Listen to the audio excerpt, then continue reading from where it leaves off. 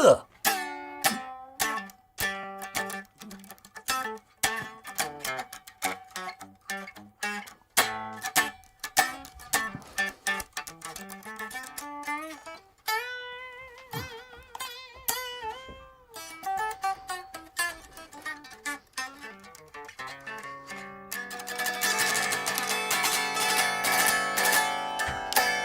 Hey everyone, welcome to That Pedal Show. Viewers, comments and questions, Dan here. Mick here, hello, good evening. Guten Abend. Guten Tag. Hope you're all doing well. Happy Monday. Happy God, that was a bit down, wasn't it? I mean, Monday. happy Monday. Happy Monday. We've just been Thank filming you. and filling ourselves with rock, which has been great. Tremendously good. That was such a fun show. Yeah. Thanks, Bevis. If you can see behind me, I don't know if you can see it. Can you see that? Yeah. You can see the boogie, the Mr. Boogie No, Mark. You're sat in front of the Is it a Mark tree. Mark 3? Mark 3 Mr. Boogie. Check it out. So filming with that today. Boy, oh boy, what a little monster. What did Carlos Santana say to call it the boogie? Well, He said, to be get a fair, little boogie. He said it about an older one. Right. He said He it said, about that's an old the boogie. Mark 1. Oh, okay. Pre-graphic EQ. He said that thing really boogies. Ah, right. And Boogie said, "Oh, we should call it that." I just I can hear him saying that in his thick northern accent. yeah. How are Mr. Boogie Leg? Loving your new amplifier, like it's really small and really canny. Anyway, this thing really boogies. I'm picking it up because you couldn't see it. Here it is. Look at this. Go on, Mick. Flex the guns. Whoa! It's not heavy because it's made of Wengi and it has a flipping 200 watt EV in it. Not Come on, heavy at all. Catherine. Don't pretend you're not impressed. So yeah. Sounds like you were. Anyway, You know it. at the other end of the spectrum, because we like spectrums. So, Spectrum.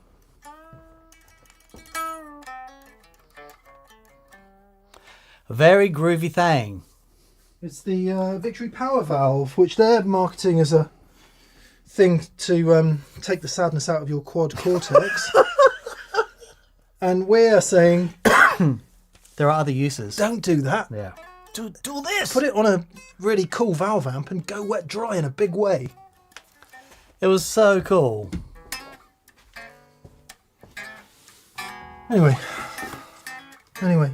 I have turned the super chats off because we have a lot. BV, thank you so much for letting us know what's going on and being in the chat and sorting all of that out. Oh, I might have gone too dark now. Let us know if you think it's too dark or No, I like it. It's distinguished, is well, what it is. It depends what it's doing out there in the world. Oh, that looks distinguished. Yeah. I'll look at that one then.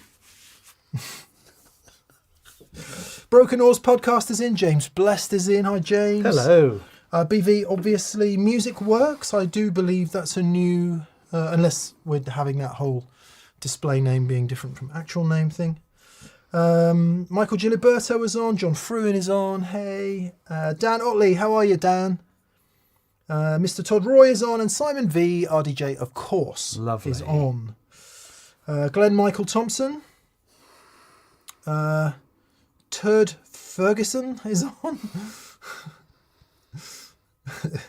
Josh Schwartz is on. Hey Josh, how are you? Guile Strat is on. Kingfisher, G-Barge. Amadeus 733. Oh, to Rocky Amadeus.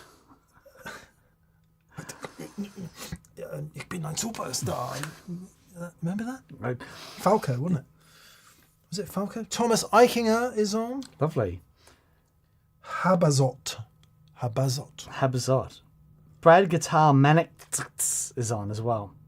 Byron Krause's Big Dog is here. Woof to you. Paul Matulovic is on. Ian Bogle. Brian Brent Carpenter. Brent Grow, Gamaldi Babaldi, and Tim Halligan. Paul Jones. Eagle Ray Rob. Eric Turl is on. Erica Turl. Bark and Starfish, and Richard Pribbenell. All good friends. And Oh, Chris Parshow. And lovely many to more. see. And many more. Ye Robert Payne, Greasy Kitchen, and Robert Trussello. Yo. Marcus is on. Marcus Reeves. Hopefully Hey, buddy. you caught the show with him on Friday. Yes, it was very good. It was very good. Fuzzy time was had by all. Yeah, great, actually. It was really nice. And- People were saying, gee, Dan got a lot more handsome. Yeah. So much more handsome. Yep. It's like, okay, fair enough. Alex, Square Wave Symphonies, how are you, buddy? Lots of lovely friends. And Morley Robertson, and yes, lots and lots of people. Hello, everyone. Thanks for joining us. A little bit of housekeeping. Some housekeeping music.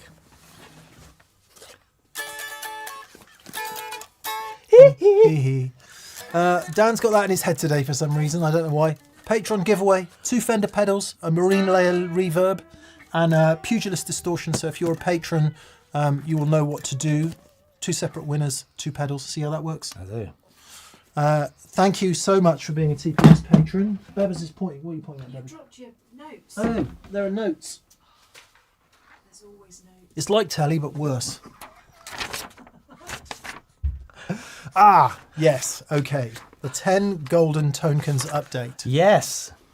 Now, look. I don't know if this is Yes, explained here. yes, It is explained, so I'll just read it out. yes. Yeah.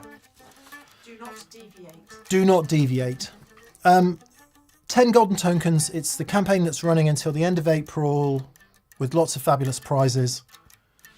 We've picked 2 more golden token winners today. And what we did was we realised that we were picking them at points where if you ordered on a certain day, you might not have been in the game. So we've changed that, and we've made sure that every single person who has ordered to this point has been in at least 2 draws, because you drew 2 more today. Yeah. And they were drawn from every order since the beginning, since the 9th of March until midnight last night. And we picked out 2 random numbers. So Awesome. Christian and Don and Christian. Don and Don Christian. Christian. Christian and Don. That is gonna be the one that's on the Sometimes golden tone. When the windscreen wipers go in the car, Yes. let's say they go.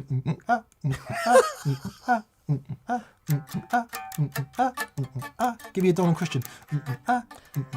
Christian and Don, Don and Christian, hey ho, Christian and Don, Don and Christian. Now, if you just dub over some wind noise and a train going by, That'll be you heading down the pool. yeah, public service broadcasting or whatever they're called. Nice.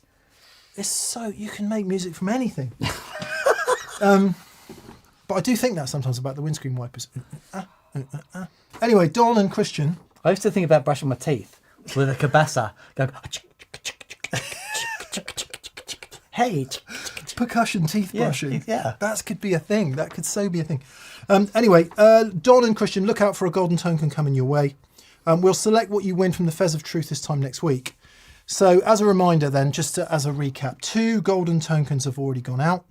2 more are going out in today's winners. That's 4 of 10. Now, from this point forward, every Monday, we'll put all the order numbers from the previous 7 days in a hat.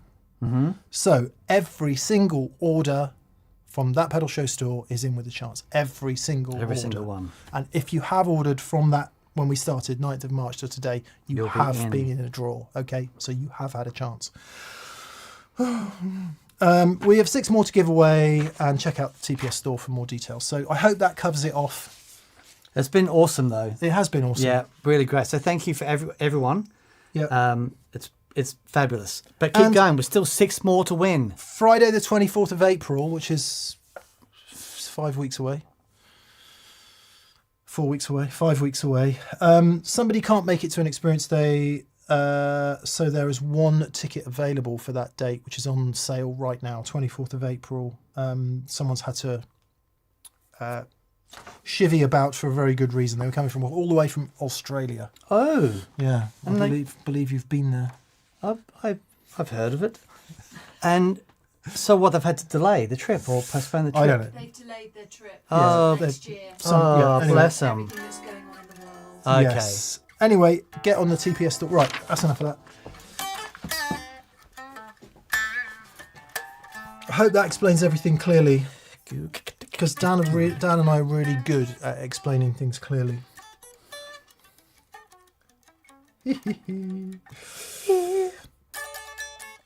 Colin Diamond says, what happens if you win an experience day but you've already been on one? Well, you could come again. Yeah. If you win it, Come again. Yeah. Or you could say, I don't want that. Just give it to someone else. Yeah, you can come again, Colin, if you win it. Unless you you're like, been there, done that. That's enough for me. Yeah. I mean, I liked it, but it's a long way. You can come again, Colin. Okay. Right. There we are. Okay, let's get into the super chats this week then. Thank you to everyone who super chats. We really thanks, appreciate it. everyone. Hopefully we can answer all of your questions to now. I turned them off a bit earlier because we've got enough to get through to make sure everyone gets a semi-acceptable answer. First in this week will be James Blessed. Hello, James. He says, I'm first. Haha. Keep up the great work. No question. Please take one from the chat. We will, James, and thank you for your generosity. So the question will be, we got one there, Dan? Oh, here you go. Zoot Allure wants to know, Dan, please tell us about that LP. Oh, okay.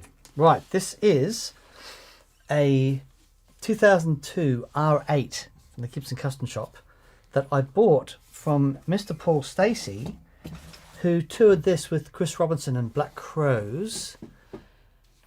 And it's the guitar that I've been searching for a long time.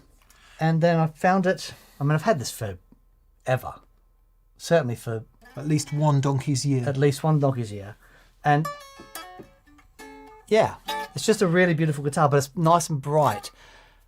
Up until Mick got his gold top, it was the chimney's Les Paul I'd heard. And then Mick brings that in. And now this guitar just sad every day. This is a sad guitar. Sounds quite Jimmy Pagey, that guitar, whereas mine sounds a bit pingier. And you either like one or the other. Or you might like both, but Yours, it sounds... that's got which mine doesn't have so much. So it's Okay. swings and roundabouts, as we say here. Incidentally, I'm just going to say this. I would imagine most of you know, but if you don't know, I'll put it straight for you. R8 means reissue 58. Yes. And R9 means reissue 59, and R0 means reissue 60, and R7 means reissue 57. So I have had quite a lot of people say, what does that mean? Yeah, R8? right. That's a great point. This is a lemon burst. Lemon. And an unusually sort of spalted-y, semi-bird's eye top. Yeah. Like not a stripy one, as you would Yeah. often expect. But it just... Oh, yeah, I love it. It's really lovely Yeah, guitar. it's a great guitar. Yeah, there we are. There we are. It's so different than the SG. Mm.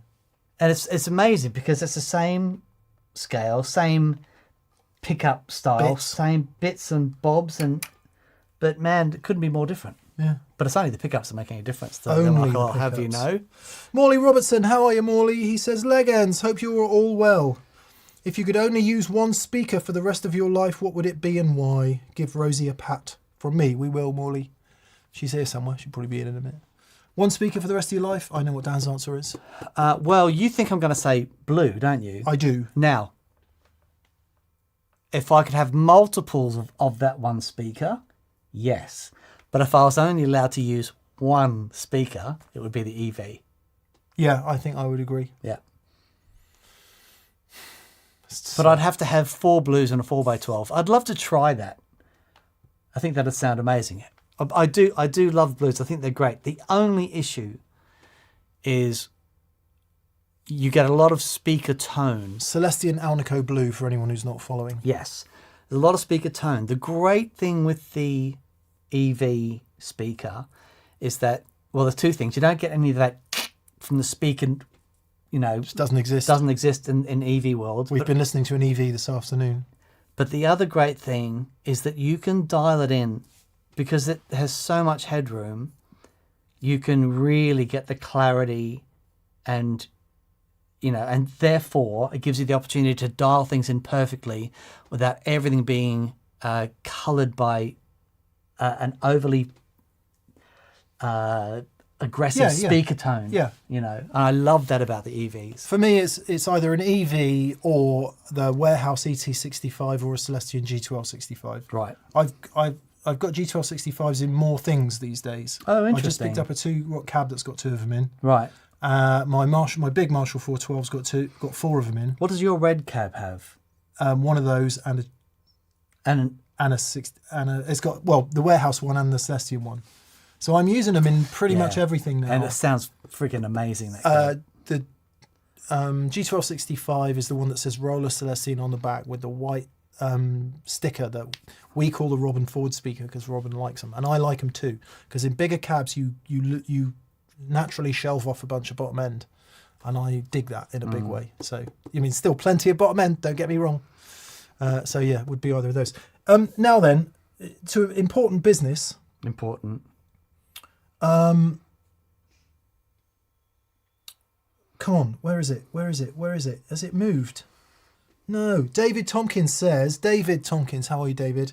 Have you seen Spinal Tap 2 yet? So, David, we need to have a conversation. It's a very important conversation.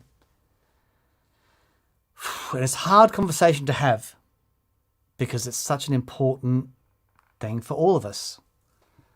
Started to watch it. I didn't get 20 minutes in and I had to turn it off out of respect for what is such an important film. For This Is Spinal Tap, yeah. I'm going to watch it because I haven't for fear of Dan's experience. However, Dan, I think we can right this wrong. And Catherine has bought us a present for the new bar. Happy henge, my friend. Oh my goodness, I'm so excited. So, my question to you is, are we going to do Stonehenge?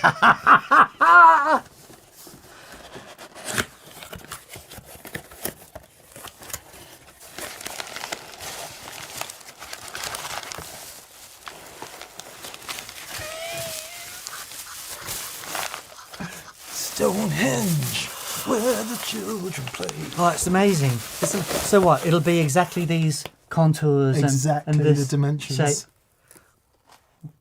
Well, you're telling me this is it? It's in danger of being crushed by a dwarf. Oh, it's wonderful. Oh, that is wonderful. Look, the thing is that if I make it closer, it gets bigger.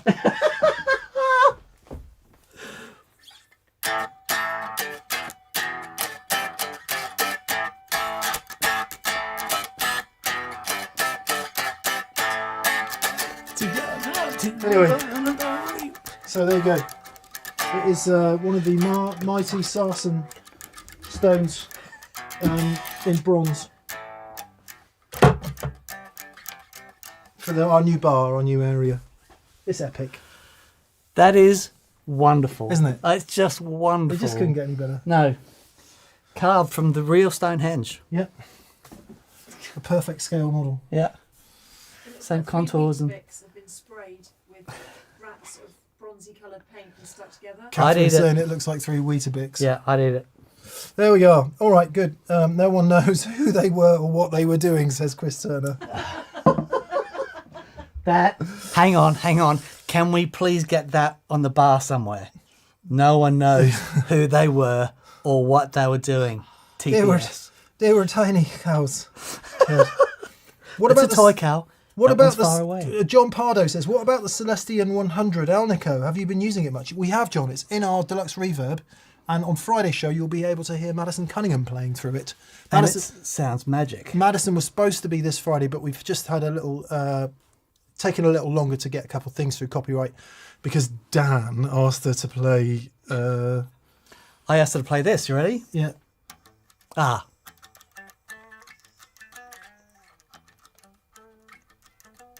Pin it down. Don't play any more. Because we might get copyright struck again. Anyway, we're just clearing copyright on that. And Maddie shows Dan us how to play it. So, very cool. Very cool. So good. Oh, God. We have to hurry up. Okay. Johnny T says, have you got 0% IPA in your new bar? I guess we could have. No. Sorry. I don't put my foot down about much. I'm gonna put my foot down about a 0%. I accidentally bought a 0% bottle of cider the other day because it was next to the regular bottles of cider. I got it home. I was like, I may as well drink it. And then I started drinking. I was like, there's no point drinking this. May as well just drink some sugar. Yeah. Yes. Yes, Johnny, if you come, then we'll get some for you. For Johnny. I'll get it for Johnny. Yeah. But if you don't drink it, you're taking it home. And That's all I'm going to say. on the subject of which, Johnny T says, what about Bonamassa's amp history for Reverb? Wow, I haven't watched it. Sounds great, though. Because if anyone knows, he knows. Andrew R. Happy Monday, DNM, says Andrew R. Oh, thank you, mate. And you. If you had to redo your one brand pedalboard challenge, but this time were limited to major brands, i.e. Boss, TC, MXR, Electro Harmonic, Strymon, what would you choose? What would you choose?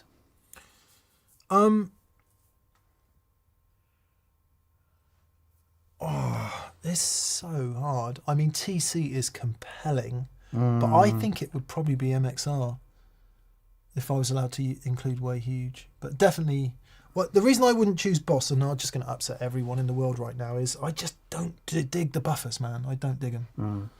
They solve so many problems and they make it easy and understandable, but I just always feel like I've lost something a little bit.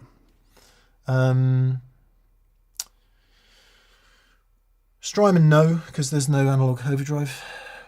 Yeah. Or is there now?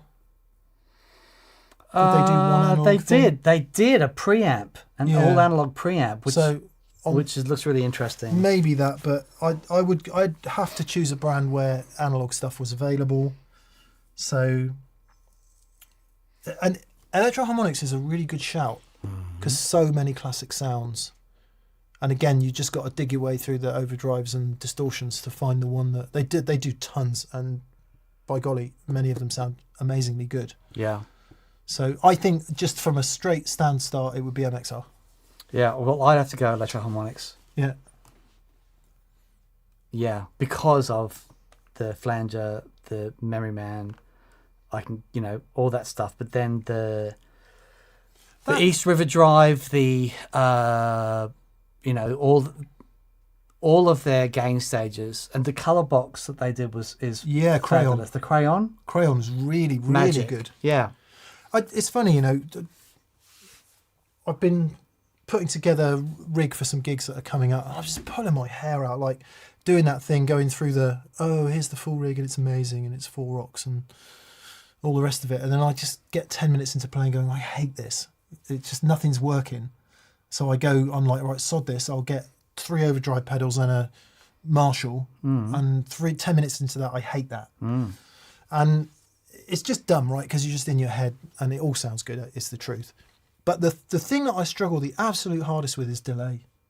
Oh, fascinating. Yeah, because I want the sound and clarity of a digital delay, but Yep. there's other bits I don't like about it. I want the analog delay because... Anyway, sorry, rather than go down the whole tangent, a delay that I always forget about that is utterly fantastic... Oh, you got me on. to Oh, mention- dude. Of I mean, course. of course they don't make it anymore, but talking about Electro Harmonics. Right? Yep. So this is the Memory Man. It's one of the remakes. I've done a few of them. There's the blue one. There's also a green one, which is really great. It's Trembling in Fear. Fabulous. 1100 TT. Yep. So it's what they say is double the time. It's more than double the time of a standard Memory Man, but it's a really fabulous So good. sounding thing. Tap tempo, all analog, but there's a clarity that the Memory Man delay has, which I just haven't heard in anything else. And even all the new spangly ones, Memory Man just has something really, really special. Yeah. I think if it was any brand, it would be Germ.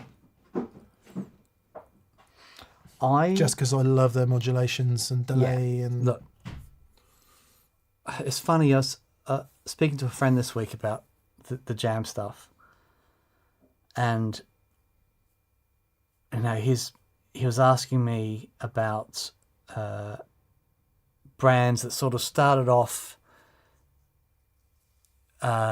doing reinterpretations of classic designs. I'm like, like every brand started like that. But then you look at what they're doing now, like the Dalai Lama Extreme and, the Harmonious Monk. And there's so many awesome things they've got in their catalogue. And I remember when we first went over to Athens and they had that little stage and they had all the pedals. And I was just hitting things at random and there just wasn't a bad sound to be had. Yeah. It was just fabulous. So, yeah, I just think they're wonderful. And they're the best people. Just the best people. Well, everyone's great. by and We love large, everyone. All But pedal people are amazing. we absolutely agree. We've just been lucky enough to spend a lot of time with the Jam and guys. we just love them to bits. They're Scott so Curry good. says ARDX20. It's and wonderful. Josh Schwartz says carbon copy. Yeah, I so love analog delay, but I struggle to make it cut live, especially the carbon copy, which is super dark.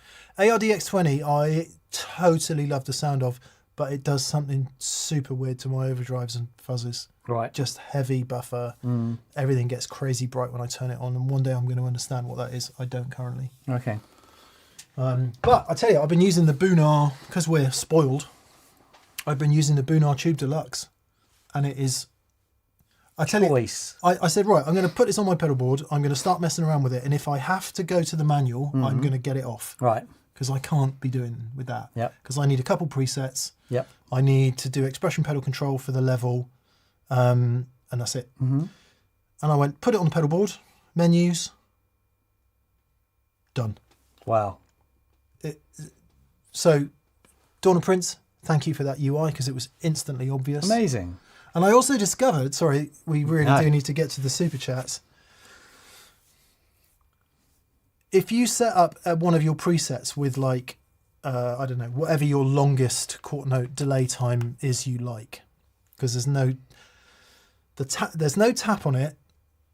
If you're using, this is wild. if you're actually, yeah. using the expression control, there is tap, but I'm using the expression control to do something different. So I've got no access to tap. So what I do is I set up one preset with the kind of a, I don't know, let's say 550, 560 quarter note milliseconds, because that puts you into, anyway, it doesn't matter. But then by just bending down and going, I want head 1, it's a slap. Head 2 is a short delay. Head 3 is the all-rounder, and head 4 is the long delay. And certainly for the short delays, for slaps and stuff like that, doubling delays, you don't need it to be in time. And it works great. Just literally bending down going, bosh, is quicker than selecting a preset. Yeah, nice. So it's worked. I was quite surprised and quite happy with it. Awesome. But just to finish the point, I love the sound of analog delays, but they just don't cut live in the kind of music that I'm playing. I appreciate it's all context and music dependent. And I love digital delays, but they're just too pingy. The Bunar Tube Deluxe sits perfect. It's really, really a lovely thing. I mean, I get that it's tons of money, but like I said, we're spoiled.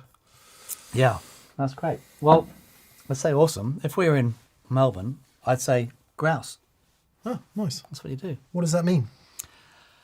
It just means awesome. But spoken with a Melbourne dialect. I've got Australia on the mind at the moment. We're planning our trip at the end of the year. And I've been in contact with Brett Garson. I'm Have you? going to interview him when we're out nice. there. Yeah. He was my childhood hero. Nice. Scott's saying, I've tried the ARDX20 in my QMX and it did not make my ODs brighter. I need to get into it, Scott. I need to uncover what's going on because something weird is going on. And I wonder it depends on the done ODs. if I've done something weird, which is likely, Okay, right. We are now going to really answer some super chats. I enjoyed the fuzz summit, says Michael Giliberto, but I wished for more comments on guitar interaction. Were all those used on the show? Vintage spec wiring? What would you use? What would you or Mr. Reeves add on that subject? Yeah, so all the guitars we used, Michael, were as original. So no treble bleeds or anything like that. The Gibsons are all 50s wired, including the Flying V. And the Strats are as they are. And what I did try for most of the fuzzes anyway to just turn the guitar down so you could hear. Maybe we should have discussed it more specifically, but I think by and large, the kind of tone bendery ones respond how you would expect. The fuzz facey ones, how you would expect. The Roger Mayer one was really lovely because it stays a bit brighter as you turn it down. And that EAE Ox thing, man, that is easily one of the best fuzz pedals I've ever played. Yeah. Just so versatile. So yes, okay, duly noted, and thank you for the feedback. It was all a bit of a, it was a bit chaotic, if I'm honest, doing the whole thing. Marcus, with respect, is like getting filmed on that pedal show, which is, there's a bit of red light fever, and it's not something that happens every day. And the way it works is you hit the cameras and you go. That's how it works. And Marcus is like, Christ. And I'm like, anyway, blah, blah, blah. Anyway, yes. Understood, Michael. And we'll make a point to do that in future. Yeah. Genji Ripper, You beauty. or Genji Ripper, says, gentlemen, what's the most memorable concert you've attended? And what was the most valuable thing you took away or learned from the performance? Thank you for everything you do. Thank you, Genji. So there's a bunch of things, Biffy Clyro and Foo Fighters was amazing. There's been loads, but the one gig I will never forget as long as I live was the first time I saw Idols live. And it changed the way that I saw art through music, because you get that thing when you hit a certain age, you listen to all this, harmony and tone and touch and feel, and it's all become very important, very beautiful, and I love all that. And then you see these bunch of guys take to the stage who can just release all of this energy but still release it in a way that's positive, that gives the crowd something we feel the same way, and this is such a unifying thing for us all that we can all come together. And it was wild. Like, Idols are so heavy, so heavy. But what happens is that it's such a positive experience for the crowd that you've got all of these. I'll never forget this. There's a song they did called Collide, where they split the crowd down the middle. And this was at the O2 in South London. What's it called? The big O2? No. Brixton Academy. O2 Academy. Quite big. And they split the crowd down the middle, right? And the song's called Collide. And what happens is they just start playing and everyone just gets so revved up. And then they go. And everyone runs and it smashes into each other, right? And I'm thinking, my daughter's in the crowd. And I'm just going, what's going to happen? And then you see it happen. They just all run towards each other. And I saw one kid get knocked over on the floor and everyone around stopped and picked up the kid. So, you okay? Oh, yeah, it's fine. Straight back into it. But the care that they had for each other, because there was this it was just thing. They were all together sharing this incredible experience. And I just never seen anything like that before. And there was 600 watt amplifiers on stage. 6 100 watt amplifiers. 200 watts on one side and 300 watt amplifiers on the other. Oh, there you go. All turned up. Awesome. And it was magical. And can I tell you the other thing, just quickly? What they were able to do with the crowd, you don't get with a 15 watt amplifier with a microphone in front of it. What was happening on stage, volume wise, was so important to the way that the crowd was responding. Astonishing. I still just think about it, I get goosebumps. Yeah. Amazing. Yeah. I love that, where it goes beyond a musical performance and becomes a whole aesthetic in itself. Yeah. A multi-sensory experience, which goes way beyond the five senses that we normally talk about. Yeah. It's hard to say, isn't it? The one that springs to mind, because it was recent and therefore I have availability bias, is Blake Mills and Pino Palladino, which for the sheer reason that I'd never heard or seen anything like it in as long as I've lived. Yeah. It was totally different to anything I've ever heard or seen. And in a way that didn't make me go, oh God, I need to go home, which is normally what happens if I see stuff like that. If it's just so arresting, you can't, you've got no way to get a hold on what's happening. Yeah.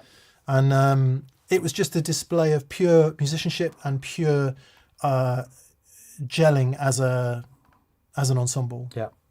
And it was the art of it. The absolute expression that was amazing. Extraordinary. Yeah. Extraordinary. But after that, it would be James Taylor in Birmingham with Steve Gadd on drums, Jimmy Johnson on bass,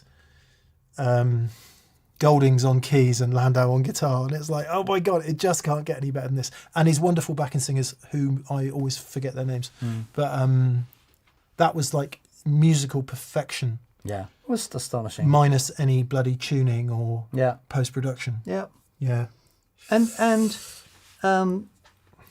Bill Frisell, that gig was... Bill was in mind. Yeah, that gig was... I mean, we've seen some absolute killers. There was so much wonderful music out there, and there's so many just amazing artists.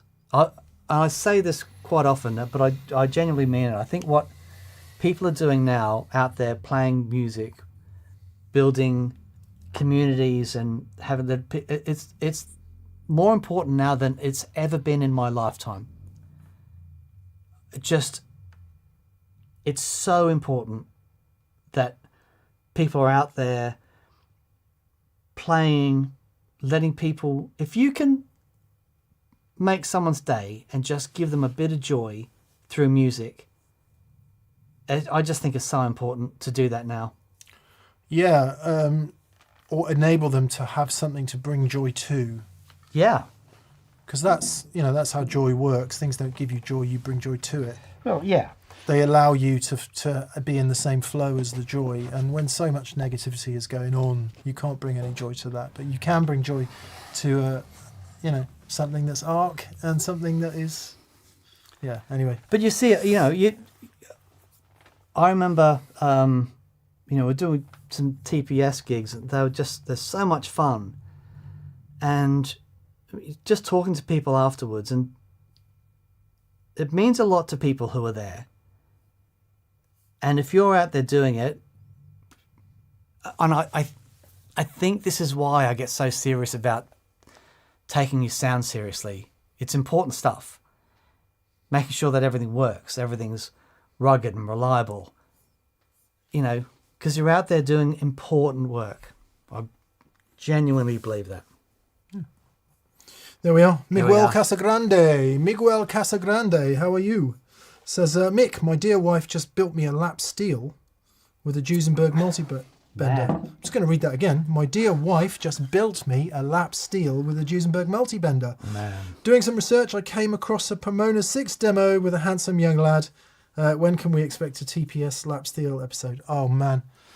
So Guitarist magazine got in the Duesenberg Pomona 6 and I drew the short straw to demo it.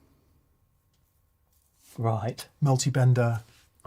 So I'm like shaking and sweating and just trying to have some intonation and play some licks so that it would, and God, it's best not to regret anything in life, but I can just imagine everyone in Nashville, if they ever saw it, going, oh dear. Oh dear. So anyway, I'm glad you found it, Miguel, and I hope that it might have helped in some small way.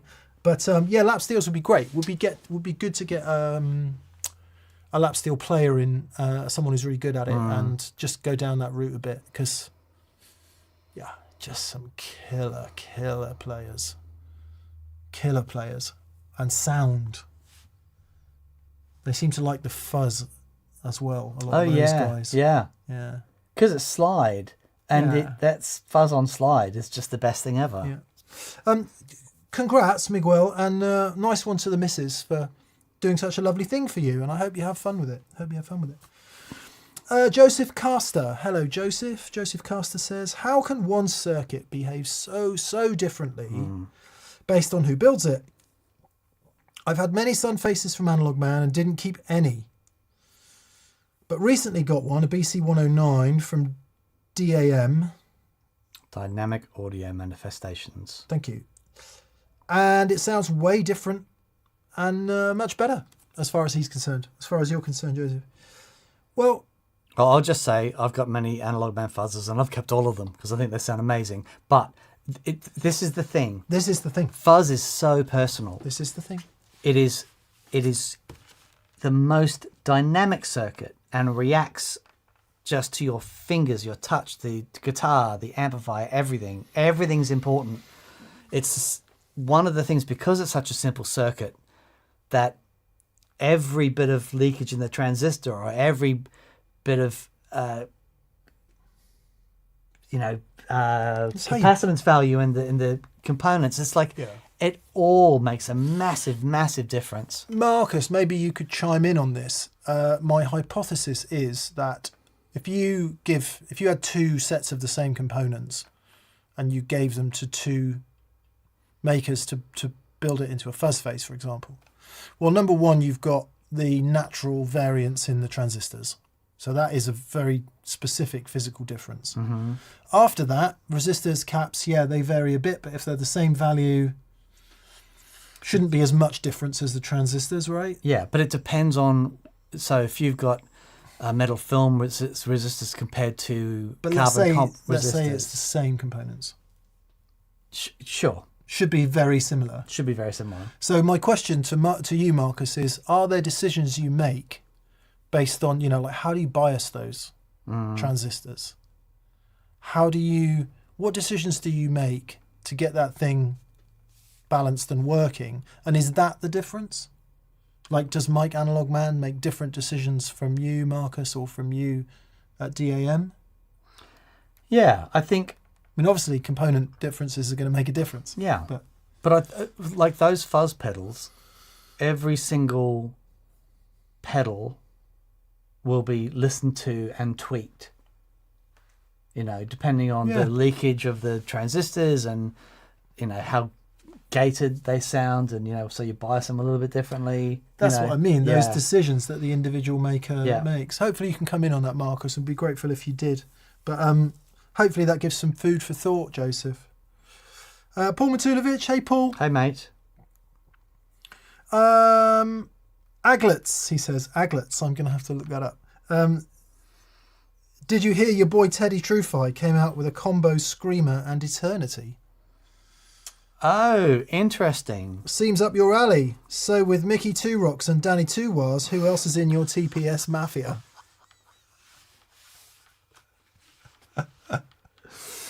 Oh, that's funny. Oh, well, who is in the mafia then? So is Rosie Two Treats. Rosie Two Treats. Very good. Rosie Bonio. Very good. Rosie Bonio. Yeah. Careful what I say about Catherine. Oh. Who else is in our game?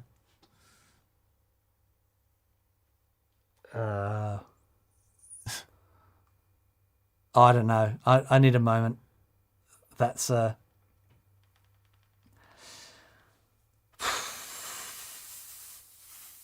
So we want your give us your mafioso names in the chat, please. Yep.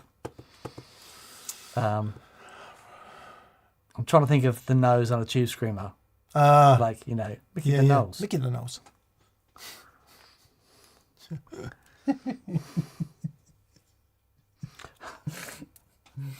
Yeah, brains whirring, not delivering anything. Yeah, Dougie Two Flabs. Yeah, we've sent the prompt off and it's come back lacking. Dougie Two Flams, I like that. Mm. Yeah.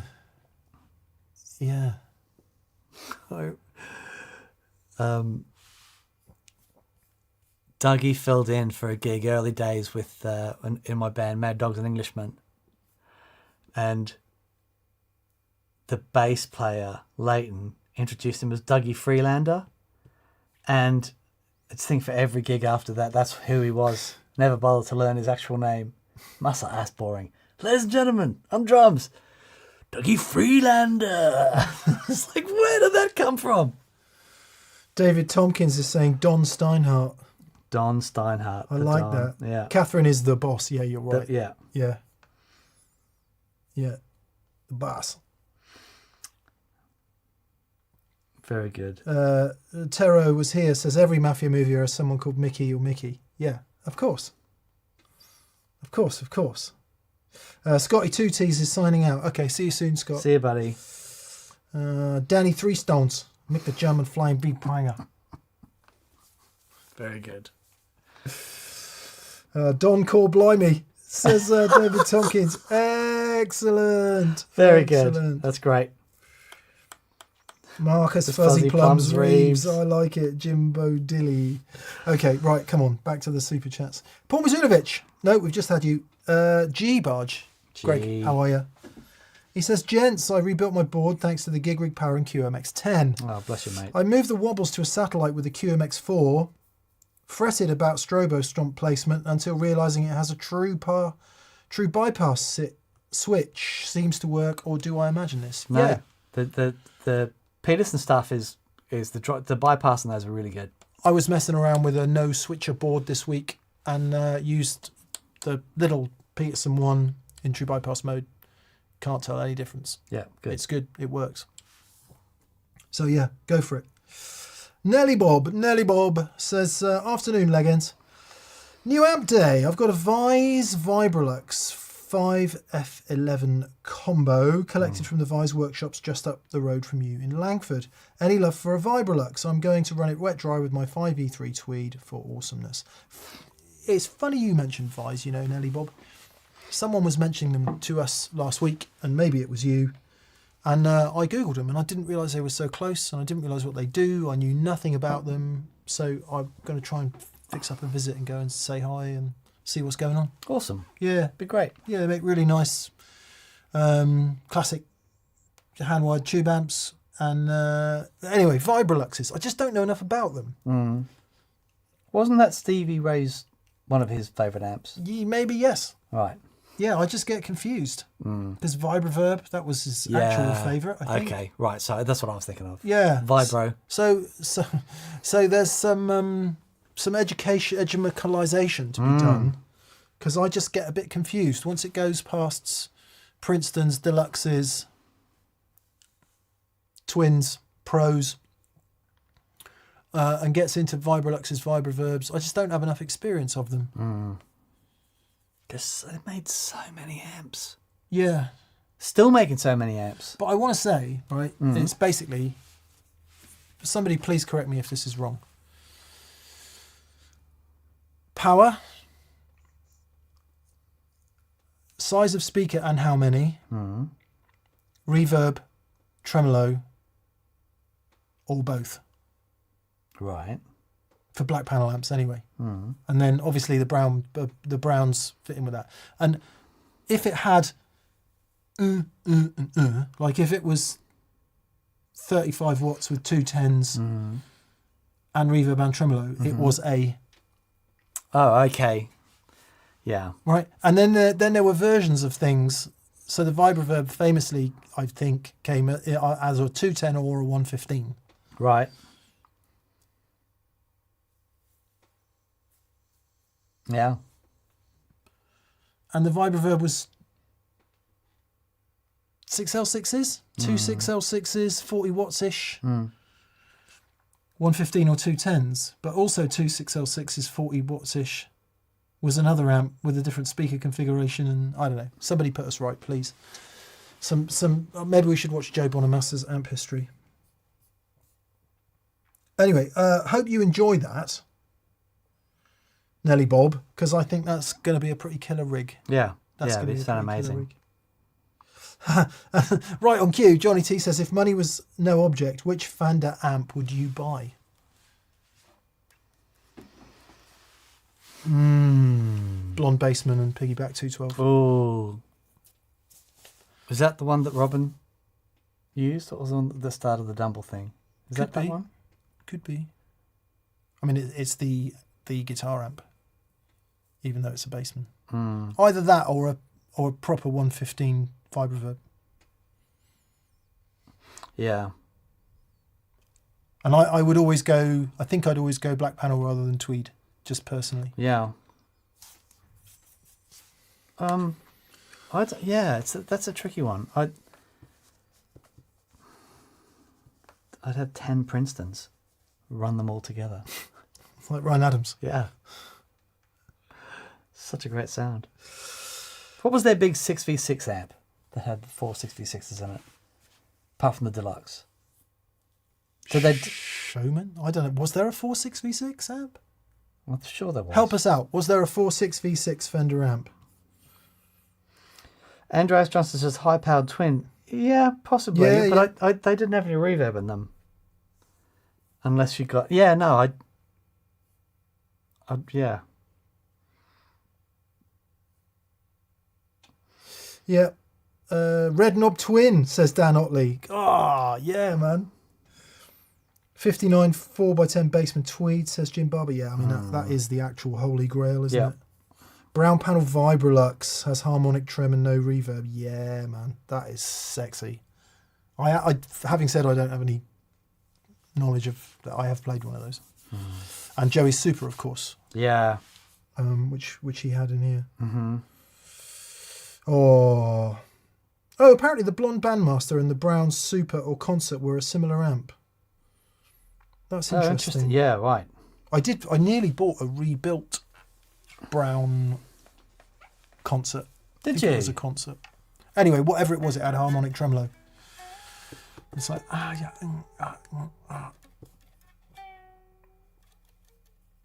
Yeah. Anyway, okay, Square Wave Symphonies. Alex, how are you? He says, Grüß Gott. Bain Enden, after a beautiful 6 days in London, I'm back at good old Deutschland. Can't wait for my weekly dose of Michael Spreck and Das Deutsch.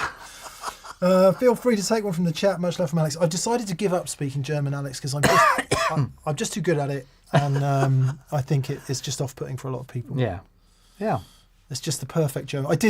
I went to see Jesse Hoff this week. Hello, Jesse. I don't suppose you'll watch this, but friend of mine had an AC30 that needed fixing, and I took it up to Jesse, and he's probably going to hate me for saying that this has happened because he doesn't like doing repairs, but he helped me out. Jesse speaks German, and so does a lovely guy I met there called Steph, who many of you will know, I guess, from ACM. Redtenbecher, is that his surname? Just epic bass player and musician. He's going to be touring with Bill Bruford, and he does a lot of stuff in the studio there with another guy called James, and it was just amazing. I'm trying to remember the name of their sessions. Might be Redtenbecher's Funkestra. I'm going to remember the name of the sessions in a minute, and some of the stuff they've done is off the scale good. Off the scale good. So that was a good day. Anyway, I just remembered, Daniel. Here are the noisy caps that he pulled out and replaced. Ah, these were on the... Up the end by the power switch. Yeah, up the end by the power switch. So these are old mustard caps. Okay. I'll show the people. The people? Dust people. Yeah, he's very good, Jesse. Yeah, I don't think he does a lot of repairs, but because he is a friend and good mate, I just asked him to help, and he did. Good. Anyway, that was a German. They were speaking German. Actually, he's Austrian, the Steph. But anyway, how did that happen? So kind of Deutsch from me this week, Alex. It's just too good. Josh PJ6er. Josh PJ6er says, what are your thoughts on the H90, the Eventide H90, I'm guessing? What are my thoughts?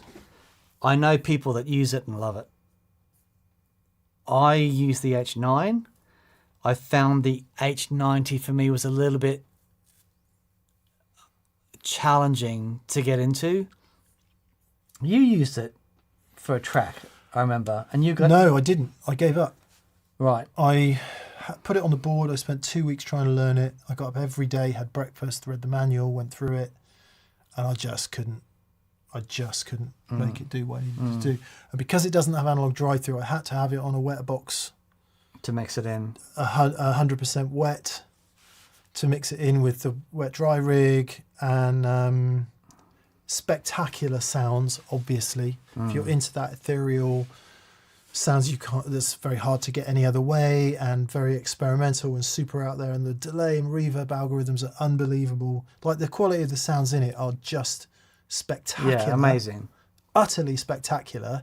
If you can live with no analog drive-through, Yeah. which I can't, and you can learn the UI, which I just couldn't. I gave up, unfortunately. Yeah. Um, Yeah, and so that's the thing. If there's a couple of prerequisites, Mick and I have the same thing, analog drive-through. The thing is, like the H90 that I have on my board, I use for a couple of very specific jobs, and it's only like I do some harmony stuff with it, which is the main thing. For a couple of 8 bars here and there, and I find it doesn't take up too much space. I know it, so I can do a few thing with it. I find the app on the H9 quite easy to, yeah. the H90 I just couldn't. I found it challenging, but I do know people that use it. 100%. And- We know and love lots of people, both H9 and H90, indispensable kind of workhorse, and get a great deal out of it. So, and we've said before, the challenge now for effects manufacturers isn't sonic. They've all got that nailed down. Yeah. The challenge is UI. Yeah, completely. And the good news is, people are wired differently, or they're willing to engage with the product to a different degree. And the good news is there's stuff out there for all of us, stuff with UIs that make sense to the way our brains work, and stuff that doesn't. And that's going to be different for different people. Yeah. Sorry, baby, did I say H90 on my board? No, H9. The H9 is on my board, not the H90. I know people that have got the H90, and we've built loads of boards with an H90 on, and they're great. Yeah. But, my H9 would be on less than 0.5% of the time, less than 0.01%. It's there to do a job. There to do a tiny job. Yeah. Joshua Schwartz. Thank you, Joshua, for your kindness. He says, no question this week. Happy Monday and thank you. Cheers, buddy. Right back at you, buddy. John Sawyer. Hello, John. He says, have you ever had a blank space on your pedal board? Not sure about that. Room for just one more pedal, and thought way too much about what to put there. I loved meeting you at last January's Experience Day. Peace. And you, John. Cheers, buddy. If that ever does happen to me, and it kind of never does, because what I tend to do is I'll decide what I want and then choose the smallest board possible, and then try and get rid of one. So it doesn't really happen to me, and if it ever did, it would be like, great, I can use a smaller board. Dan, the other thing that's really hit me this last couple of weeks trying to put my rig together is it is totally gig dependent. Yeah. It's totally music dependent. What are you doing? Because I don't need half the stuff I normally use in this band, but I kind of want it. Yeah. So it's there. And there's the problem. Yeah. Yeah. Yeah. No, I this band, by the way, while Dan is telling you his lovely story, come on, there are still tickets left, UK people. Above and Beyond. The Mick Taylor Experience. Come on here, Mick's Tasty Tones. Be wicked. Where is it? It's Saturday, the 11th of April, in the Quicksilver Mail in Somerset. Yeovil. Get your Yeovil on. The Oval. The Oval. Yeovil. Anyway, sorry, Dan. That'd be great. I cut across you. That's okay. Stonehenge. Where the demons dwell.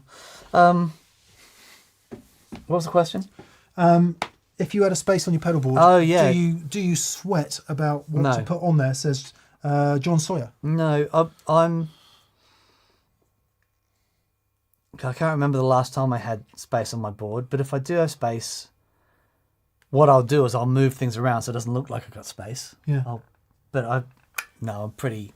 My problem is the other thing. I'm always trying to cram more things on there. That's the problem. Yeah. And if you ever find yourself in This that is situation of trying to amazing. cram more things on your pedal board and not knowing where to put them, you could totally lose your mind. Find an old unloved amp head box that you once had a Mesa Lone Star in, and you could fit shelves in the back of it and put your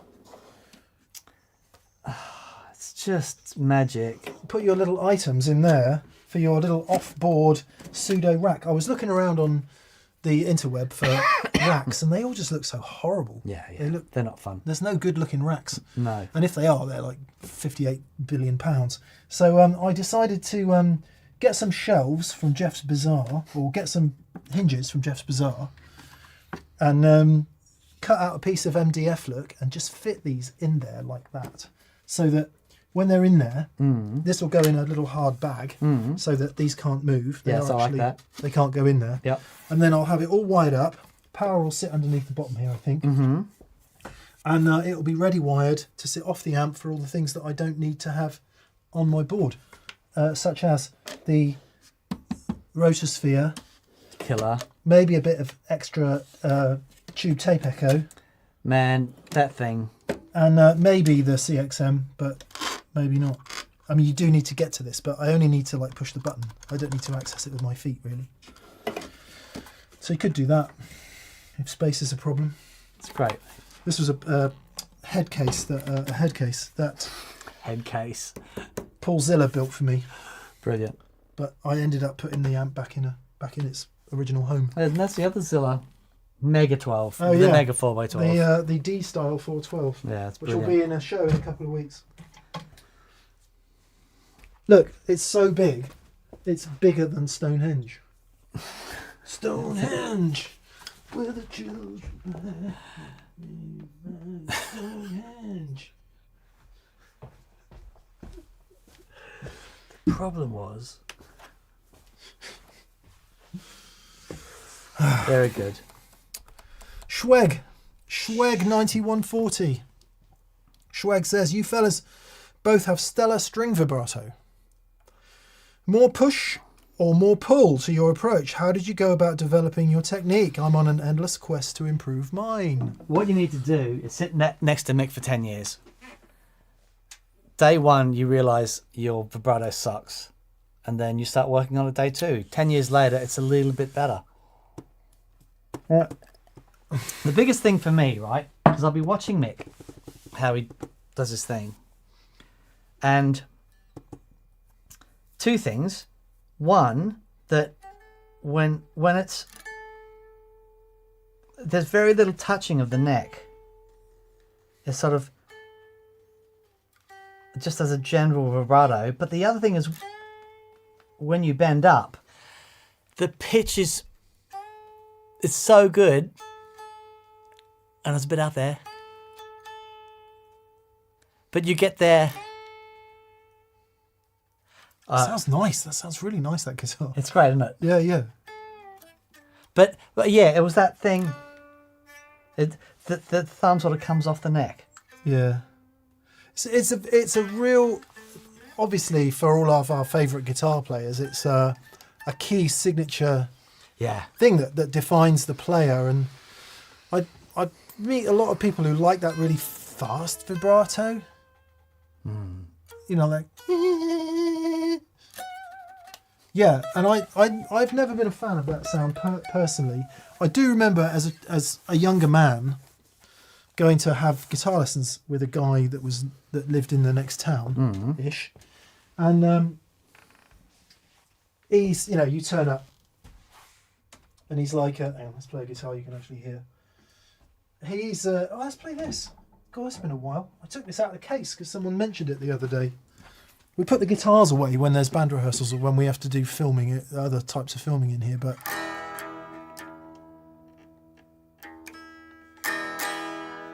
That's not bad. That's been in the case for 3 months. It's going, I hate you. And I remember going for the guitar, and he said, yeah, go on and play me something, mate. And I'm sort of like, you know, he says, stop. What do you mean? He says, why is there vibrato on every note you play? And I was like, I said, I don't know, sir. I've never really thought about it. He says, Don't hit me. He said, stop that. And until you play the right notes, don't do any vibrato. Oh, that's and he was interesting. an epic guitar player. I forget his name now, Phil something. It wasn't Phil Hilborn, by the way. And he was an epically good guitar player. Right. But he got all like Buddy Rich on me, and I wasn't ready Oh, okay, to receive. that, you know? Yeah. So, and I didn't have the knowledge to understand what he was talking about. I was too green to understand it all. But anyway, the point stands that there's nothing worse, and I am really guilty of this, of not being able to play without vibrato. You know, if you talk to your average jazzer, not that that was jazz, but you know what I mean. Some musical styles require big vibrato and some don't. Anyway, where does the vibrato come from? I think mine maybe first came from Clapton. Yeah, okay. Like, I don't mean stylistically, but watching him on VHS videos around my mate Paul's house.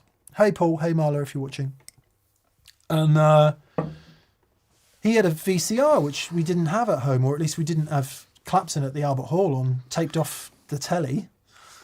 And Clapton's there, and he makes a mistake in Sunshine of Your Love, I think it is. But when he's playing, he's doing that thing that you were talking about. Yeah, yeah. He's got his whole hand off the neck, and he's giving it the whole, Yeah. or whatever it is. And I was like, that's the coolest thing. Then started listening to Stevie Ray and all of that. And for me, it was always about that big, wide vibrato, you know? Yeah. Which, if you don't like it, it's a hellish thing to listen to. But, and of course, at the top of notes as well. The great thing about the vibrato at the top of notes, so if I do a vibrato here, right, it can only go from the note up. But at the top of notes, You can come if down I go, as well. Yeah, yeah. you can go up, above, and below it. Yeah. But And yeah, I think of it, I never practiced my vibrato, and I never thought about it as its own separate thing. Never, ever. yeah, Whereas I know Clapton was obsessed with it because he'd heard Paul Kossoff. And Oh. Koss had that. right, He had I can't even do it. He had that fast vibrato, didn't he? right, And that's the sound that I dislike intensely. right. But I remember hearing Paul Gilbert talk about vibrato because he's really passionate about it. And he said, I work on vibrato every day. something's rattling here. He's even got a song called Vibrato, Paul Gilbert. Vibrato. Keep your business listening to my vibrato. Anyway, so yeah, I never practiced it as a thing. It was always more about being vocal with the melody or what it was you were trying to do. And let's not lie about it. One of the reasons you do it at the top of a note is to just get yourself to the note. Like, it's the same as in slide guitar. You haven't gone wrong till you stop. Yeah. With bending notes up, if you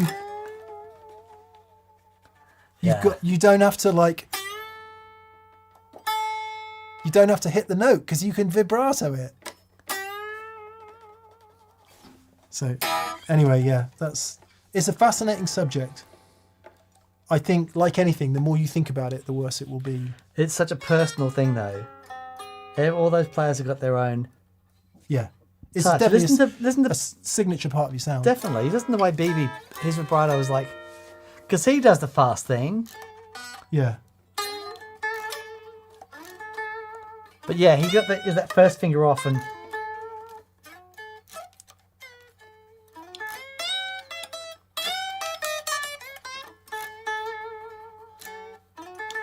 God.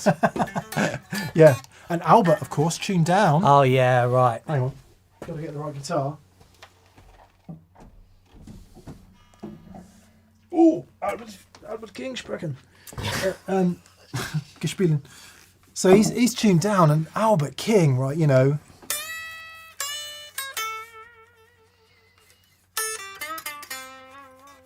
Can't even do it, you know. Do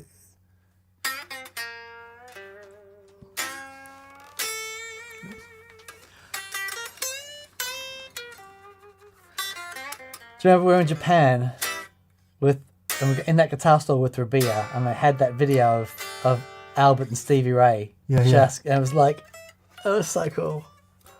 We're doing this in the band. We're doing the Sky's Crying. Oh, are you? It's great. Doing it in C, fabulous. and it comes in on the 5 chord. So, Yeah. and as it comes in, you play this lick. So it's like 1, 2, 3, 4.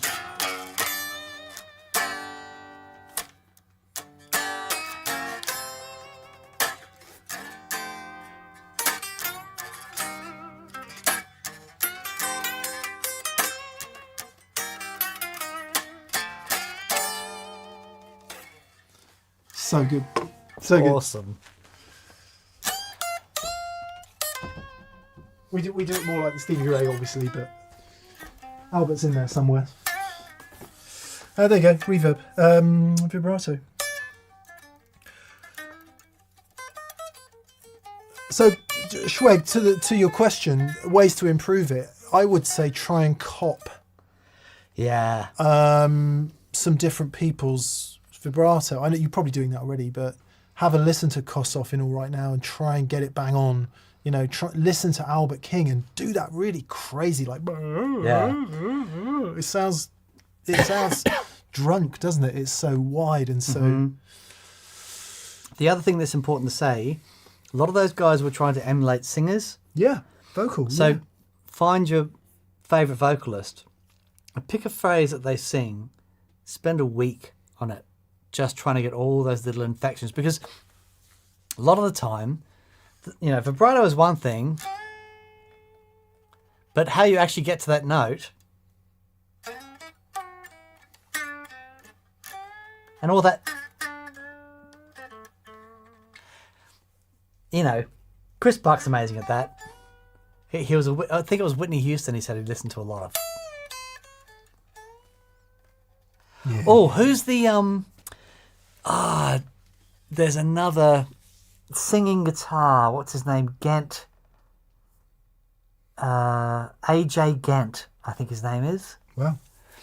And he sounds just like a vocalist. Mhm. Like, it's just crazy. A couple people coming in on Gary Moore. He had the fast thing. Yeah, but Gary could do it all. Yeah, of course. Yeah. BV's reminding me that Albert King had his strings upside down, which of course makes a huge difference. Yes, of course. There we are. Yeah, of course.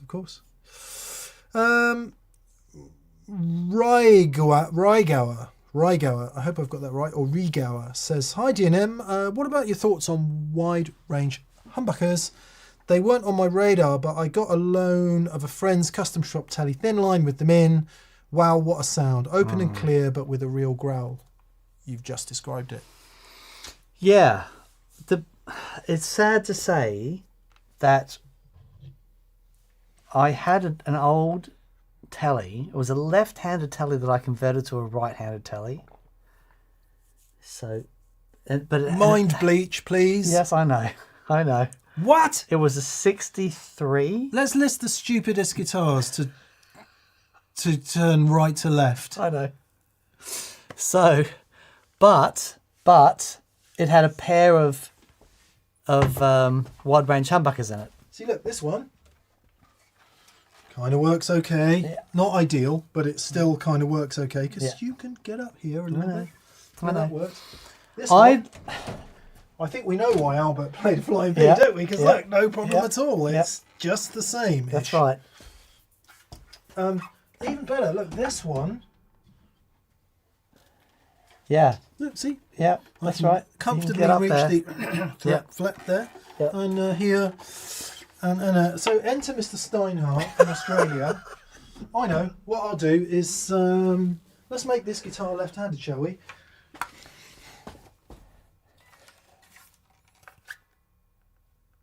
Yeah. I'm an idiot. Dope. I'm not. I Oh, I don't know. dispute that. That's a bit strong. But you know, I liked the challenge of It it. doesn't even look good. No, it didn't look good. It didn't look good. But it was an old telly, and it was going for cheap. So I got it and I converted it. But it had a pair of wide range humbuckers in it, Finally. and I recorded some tracks with it, and it was astonishing. And I've played lots of wide range humbuckers since. The best ones I've heard are Monty's. I think he's done a really good job with them, but there's something about those old original wide range humbuckers that I just think are great. Saying that though, I do prefer the sound of a good PAF. I have a guitar coming that has been ordered that I'm going to do a little vlog on, and I had the choice of the wide ranges, and I've gone with a set of PAFs. It's actually the first prototype PAFs. Yeah, but they, with the correct wide ranges, they can be wonderful. Yeah, I just don't know enough about them, and I haven't played enough guitars with them in, which sounds like we should. Yeah. We should. Yep. But I think the way you describe them, that's how I've always heard them described, and whenever I hear one, that's what I think. Yep. So it sounds like you're all over it. Yep. Boy, a lot of people don't like me with the upside down left-handed telly. No. Steve's on. Hello, Steve. How are you? It was your AC30 we were talking about, and those caps are what came out. Dan needs therapy, says Steve, yeah. For so many reasons. CS2091 says, a 335's the new Psyop guitar. I've noticed all the influencers have been playing 335s lately. How very dare you? Corey Congilio has been playing one forever. He's always played one. Yeah, and he's, oh man. I bought my first one in 1998. I finally ponied up and bought one. I bought my second one in 2017, and I bought the 345 2 years ago. I've always loved them. Yeah. It's one of the 5 guitars you should own. Yeah.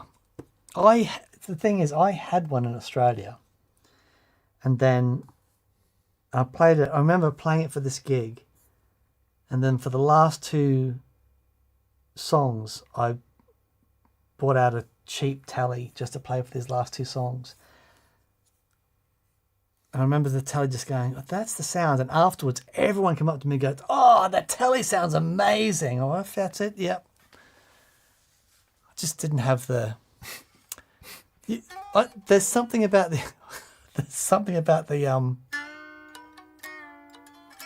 I don't know. There's not a softness to it, but there's a very different attack. The 325? Yeah. Yeah, the more air you put in a guitar, the less transient it has. I'm fully of the opinion of that. Right. Now, once you're at yay volume, maybe that's slightly different and different amps and things, but that's how I always think about it. Right. Like the more air a guitar gets in it, the more pillowy it becomes in its attack. Which is not to say 335s can't be attacky, but No. compared to a telly. Yeah, of course. Yeah. Ye Robert Payne says, my playing sounds like a vocalist. Unfortunately, it's Edith from Allo Allo. Or it could be Edith Piaf, couldn't it, as well?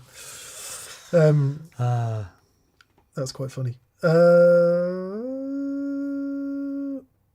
What's the 5th guitar, says Bart Vandal Zindonk. Vandelis Donk. It's the V. I think everyone should... Strat, Les Paul. Sorry, go on. No, you go. You go. I was going to say, I think everyone should own and then sell a V at some point in their life. Yeah. Yeah, so Strat, Les Paul, Telecaster, 335 and... You've got 2 of them. Strat, Les Paul, Telecaster, 335. You've got 2 of them. You've got 2 of the last guitar. Oh, SGs, sorry. Yeah, there you go. And to that you can add some type of 6120, an offset of some kind, and then it's everything else after that, isn't it? One guitar I'm interested about, please help me out, viewers, because I have no idea. I've never seen one before. and I couldn't work out if it was some mad custom job or if they actually did it. I was watching the Red Hot Chili Peppers documentary, the most recent Is one. it any good? It's really good so far. Okay. First episode's all about Hillel, the first guitar player, who sadly died of an overdose. And when he was in... So I didn't realise that Alan Johannes was in all of this game. Who's Alan Johannes? Dude in Josh Homme's band. Oh, cool. Okay. Isn't he in that band? I've got no idea. I don't know who he is. Yeah, I thought he was. I could be wrong. Queens of the Stone Age. Mm-hmm. Anyway,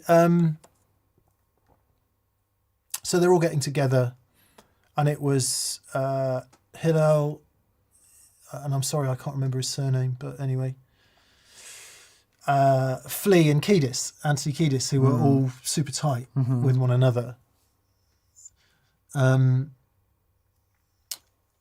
And the drummer, maybe he's really famous as well, but I forget his name. Before Chad. Okay. Oh, wow. And anyway, sorry, to the point. Hillel is playing this guitar that looks like a Gretsch. Right.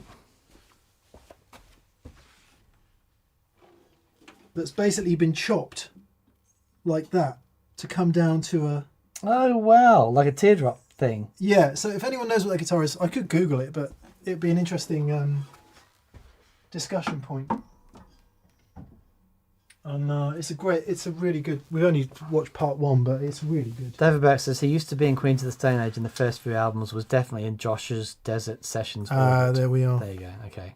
Yeah, amazing. Hang on, come on. Original Chili's drummer. Jack Irons. Right. That's who I was trying to remember. Of the Delta Moor Irons. No, he's played with loads of people, hasn't he, Right. Jack Irons? He was in Pearl Jam. Oh. Wow. He was in the Mark Lanigan band. He's worked with Joe Strummer. Les Claypool. Neil Young. Wow. He's in the Rock and Roll Hall of Fame. Oh, my goodness. Yeah. Yeah, he's very serious. Anyway, if anyone knows what that guitar is, please let me know. Awesome. Frankie Holt said he thinks it might be a Mosrite. Was it an old Vox guitar? It's a Musicraft Messenger, says Jordan Eats Bugs. Oh, that's really interesting. Awesome. Anyway, it's very good. It gives you gives me a whole new perspective on the Chili's. I love the Chili's. I came in at Blood Sugar Sex Magic. Obviously, Chad was on board by then. Frusciante was on board. But I didn't know much about them before then, and it is a fascinating story. Fascinating story.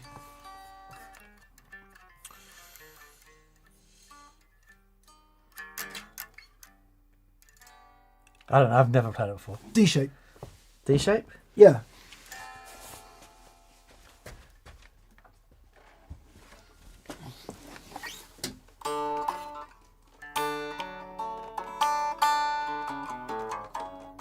Oh, nice.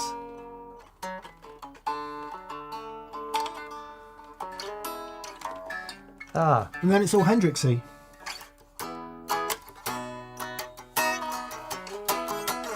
Yeah, right. That's why you love him. It is... I have said it before, I'll say it again. I didn't understand Jimi Hendrix before John Frusciante and Mike McCready. Oh, wow. I didn't get it. I didn't understand what they were doing. And then No one knew. when those guys what came they were along, doing. no one knew. And they were plugging Strats into Marshalls with Univibes and Yeah, right. Wah-Wahs and stuff. It's like, oh! Oh, God. Right. Mates, much love from Chicago, says Anthony Calderisi. Sweet home. We're doing that as well. Are you? In Above and Beyond. Complete with Out of Phase, Matt Guitar, Murphy. Oh, fabulous. Intro. Fabulous. Oh, that's great. Mates, much love from Chicago, says Anthony Calderisi. Would love an episode on the Les Paul Deluxe. I bought mine in the 90s after seeing Ian Harvey and Delamitri crushing it through an orange stack. Dan, Historic Makeovers has the tuners you seek. Oh, yes. Thank you. I've been... One of the tuners on the two tuners on the SG have started slipping, and I took one apart, and basically the gear has just eroded and just it doesn't have any hope of staying in tune. So I need to get some new tuners. I'm going to take the original ones off and put them in the box. It is a single line, double ring ones I seek, and our dear friend Jake Loosemore sent me a link to a company that does them, and they do aged versions that look fabulous because the tuning pegs have all shrunk. Yeah. And Jake sent me a link, and they're like, these are the guys. Yep. Nice. Yeah. But thank you very much. I'll have a look at those as well. So Les Paul Deluxe, yeah, it would be really great to do so. As everyone should do, you ought to have a guitar from the year of your birth. Oh yeah. Unfortunately, the year I was born, they didn't really make very many good guitars, so I feel like a Les Paul Deluxe could be the thing. 73? 4. Right. 74. Okay. So, I mean, like maybe a Martin around that period would be all right. And there's obviously some good Strats around that period, but yeah, so that could be the guitar. Yeah. A Les Paul Deluxe. Yeah, we should. The issue I have with Les Paul Deluxe is that some of them are just horrifically heavy. Over £10. And it's too much. I love it when you learn something like that and it just falls under the fingers. Yeah. Because that's what he was playing. He wasn't trying to play anything tricky. Yeah, right. It just falls under the fingers and it's logical. I'm with you on Delamitri. There's an album that Delamitri did called Some Other Suckers Parade. And I want to say it's track 3, called Won't Make It Better. Call that up. The album is Some Other Suckers Parade by Delamitri. And the track is Won't Make It Better. I think it's track 3. And listen to the riff and listen to the guitar tone. Ian Harvey absolutely amazing guitars on this. Knocking it out of the park with such a great sound. That made me go and buy my orange OTR 120. Oh, wow. For the indie band I was in at the time. Okay. Yeah. I'm a big fan of Delamitri. I especially Justin, and I like some of his solo records too. He is a special talent, that guy. Yeah, nice. Okay, so yes, maybe we should try and find a Les Paul Deluxe from somewhere. Groovy. Danielle Williams, how are you, Danielle, good to hear from you. Hi DNM, new guitar day today. Gibson's 80s Explorer. Oh, come on. First That's impressions are that the frets feel much wider and lower than my Strat, and for me, it feels much easier to play. Do you still get surprised when a new guitar feels totally different? Oh, yeah. And it's wonderful because it's like, I remember picking up this guitar that I've just ordered one, and it just blew my mind. It's like, how can this feel this way? And yeah, I love it. It's wonderful because every builder's got their own little thing, and yeah, that's what but I remember picking up an old, what they call them, fretless Wonder. They're the old 70s Gibsons with the wide, very flat frets. A custom, just a Les Paul It's custom. like a Les Paul custom, but they were made in a specific time where they had those really flat frets. Oh, and right. They were dubbed the fretless Wonder. And I know that it's a great guitar to play, but it doesn't take long for those frets to become, if you play it a lot, they wear quite quickly. Yeah. It's on a more general point, Danielle, that whole thing about wider frets, standard Gibson frets compared to standard vintage type Fender frets. They're wider, as you say, and if they've had quite a few fret jobs on them, they can become really flat and really wide, and they are super comfortable to play. The only thing to watch with that is it can monkey with your intonation a bit, but you get used to it, don't you? The thing that amazes me about Explorers and V not so much, because obviously it's quite hard to balance on the leg, but the Explorer is actually quite an ergonomic guitar. It's really well balanced. You can play it sitting down, because you look at them and they look like they're going to be the most uncomfortable things in the world. But Explorer's actually quite comfortable to play. Oh, yeah. Unlike the V, which you can... If you get used to the V, I saw this great clip of... who's the guy that played for Ozzy Osbourne, the young guy that died in the bus accident? What's his name? Randy Rhoads. Randy Rhoads. There's this great clip of Randy playing his V. Far out, man. He had tone. Yeah, like 100%. Unreal. Yeah. But it's so interesting. Whenever I hear a V, the V has a thing. Totally does. Just its own thing, and it's so cool. Even my Epiphone one, it's got a that thing. thing. It's got a very specific mid-range voice, and we played it in the show today. I can't. It's impossible to play sitting down, because if you play it anyway, you know all about that. Stood up, I get on with it great. Yeah. Get on with it great. Anyway, nice one, Danielle. Enjoy that guitar, and congrats. Evan Michael says, D&M, what are your thoughts on running a wet-dry rig in a recording setting with 2 amps and 2 aux boxes? I was also thinking of not running wet-dry or simply mixing 2 amps. Thank you so much. 2 amps, I mean, it's been done forever. Yeah. It's the mixing 2 amps is just a magic thing. Yeah. And what's interesting is if you can get the mix right going in. Yes, it's great if you can record 2 different tracks so that you've got something to play with. But I do know that there are producers who, once they get the sound, they just commit to a tape and that's it. You're done. And either way, it's something that's been done for a long time, and it's awesome. There's 2 sides to that, because you would think that in the earlier days of recording, certainly even back to 24 channels, definitely. It was a practical decision. Yeah. Makes sense to have them on one track, right? Once we get up to 48 tracks, maybe a bit less, but now we're in unlimited tracks. So one thing is it makes sense to do it from a track practicality point of view. The other thing is I wonder if there's something that happens when you record them to one track. Like, if they're on 2 separate tracks and you mix them, that is sonically a different thing than being ready mixed, even if the mix is the same. Yeah, it's why the Beatles stuff sounds so good. Yeah. There's definitely a vibe. There we are. And 2 aux boxes, yeah, absolutely. The only thing you've got to watch is, depending on how much DSP you've got running, so if you've got this much DSP on one and that much DSP on the other, the latency might be different, and therefore you'll get phase trouble. I don't know how the aux box solves that. But that will be a small issue. But yeah, absolutely. Great way to do it.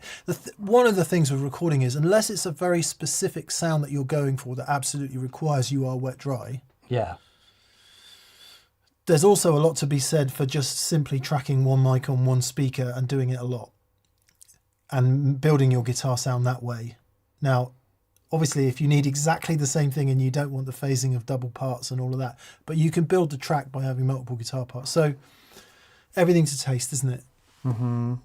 Everything's a taste. Try it both ways. See what you learn. I'm always fascinated about those learns, because they're never what you think they're going to be. Yeah, sure. You just do it, and it's like, oh God, I wasn't expecting that. Yeah. Well, I remember talking to Paul Stacey about some production stuff, and he says he'll always track everything live, and wherever possible he'll even track the vocals live. He said it because it just sounds better, and you get all this stuff in the room and everything just sort of gels, and then you get you can still mix everything, but everyone together in the room is just this glue that brings everything together. It's like, that's so cool. Without doubt. I'm sure in the episode coming up with Joey Landreth, he said one of those tracks on that record is just live. Yep. And vocals included. The vocals included. He did a bit of harmony. Yeah. But it was all done live. What about the spill? Jeremiah McCann. Jeremiah, it's good to hear from you, buddy. Hope you're well. He says, I think we're due a vintage pickup comparison. Other channels have done it, but hearing it TPS style would be really helpful. Oh, it's hard. We'd have to look at what everyone else has done, because where is your control? Yeah. What are you comparing to what? I mean... That's a big job. So in order to do any pickup comparison, you'd have to use the same guitar. Yep. So you'd have to put them in this guitar, take them out, A/B them, play exactly the same thing, which is so hard. Yeah, let us know what your actual question is. Like, do they sound different? Yes, they do. Do you prefer it? Oh, God, it's so hard to say, isn't it? I mean, I just one example. Like my Strat, right, is 61, and the pickups are original. The pots have been replaced, unfortunately, but the pickups are original. This guitar is dark sounding. Especially when you get over onto the neck pickup, it's so dark. I am actually going to disconnect the tone control on the neck pickup because it's of itself, and you set the rest of the rig up fine. But going from here, for sure, which has got no tone control on it at all and sounds utterly fantastic. I don't want to change that at all. No. Onto the neck, it's just too dark under overdrive and distortion. So, but I've played 62s definitely and 63s that are twice, 3 times as bright as this guitar. That's the best Strat I've ever heard. These pickups should be the same. Yeah. Or certainly until we get into 64, they should be very similar. Right. It's still the best Strat I've ever heard. It's a great sounding guitar. It's not the best one I've ever heard, but it is a fantastic sounding guitar. It's the best one I've ever heard. It's amazing. Yeah, baby. Yeah, come on.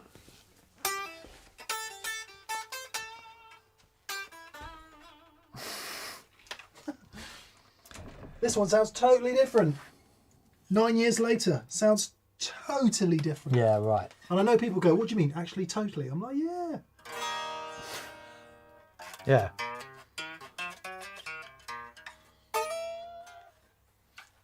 Yeah. So yeah, vintage pickups. Interesting. Obviously, there's the debate that says, well, the only thing that really makes a different, well, people try and put percentages on it, don't they? They say, oh, it's 90% of the pickups and it's 10% the guitar. I like that. Some days it feels the other way around to me. Yeah, completely. But yeah, nice to hear from you, Jeremiah. Hope you're doing well. Yeah, buddy. Vibas Patil. Hey, mate. Hey, buddy. How are you? He says, great gents to see you again. I've been away, busy with work, but taking some time off to practice more. Daniel, thanks for the Wetterbox. It sounds epic with my bass rig, especially with the Otto bit. Awesome. Thank you, mate. And I loved Yannick's video about it. Yeah, that was really cool. Yeah, that was it. He popped in. I came downstairs and Joe was with him and they were recording a bit and he did a little bit on the Wetterbox with bass. Because the bass thing is really interesting. It's really important for what we bang on about with an analog drive-through. It's like doubly important for bass. Oh, that's what the guys in the studio were doing the other day when I was there. Yeah, right. Yeah, so there you go. Thank you, mate. That's great. Nice to hear from you, Vivas. Hope all is good with you, buddy. Broken Oars Podcast says, evening all, AJ here. Homework. It's Of Mice and Men. Lenny? Was that his name? They go and eat alfalfa? Of the mice. Is it Lenny? Is that his name? The brother? And is it alfalfa? What's the other brother called? Come on, help me out. Is the mouse eating alfalfa? It's not really about actual mice, kinda, not really. Okay. The girls say... It's not like Watership Down, but it's made a friend with a mouse instead of a rabbit. Yeah. The girls say hello. Well, hello, and enjoy the homework if you can. Ontological question. When does a GSO become a guitar? Is it in the perception of and connection to the owner or the other? Oh, that's interesting. GSO, guitar-shaped object. We've been very rude in the past and called some guitars guitar-shaped objects. They're all guitars, aren't they? They are all guitars. It's the things like a Telecaster shaped object, you know, because only a Fender is a Telecaster. So that is, but if it's a guitar, if it's got 6 strings on it and you can go, well, hey, then it's a guitar. Dan Otley, George. George is the other brother, of course. Thank you. Right. So he likes mice. Yeah, Does he dress them up as men? Yeah, Right. that's exactly what Have happens. coats and Yeah. hats and stuff. Yeah, Got it. exactly that. What have we called? Surprised it's so popular. I think I have been very rude about some. There was a period, right, where I'm not going to name any brands, but it didn't matter what it said on the headstock. The thing was slightly too heavy. It was finished in a massively thick plastic finish. It had shrill sounding pickups, and it kind of didn't matter what brand it was because they were all so similar, and maybe because they came out of the same factory or whatever, I don't know, all built on the same line. And I got into the habit of calling them GSOs because they just didn't have any of the personality of the thing that they were pertaining to be. So Yeah, wow. It was a bit cruel, but I stand by it. But My decision and I stand by it. none of that makes any difference because if someone awesome picks it up and makes a brilliant noise with it, and Yeah. that certainly happened, then it's just, just ego in it at the end of the day. So maybe your actual question is,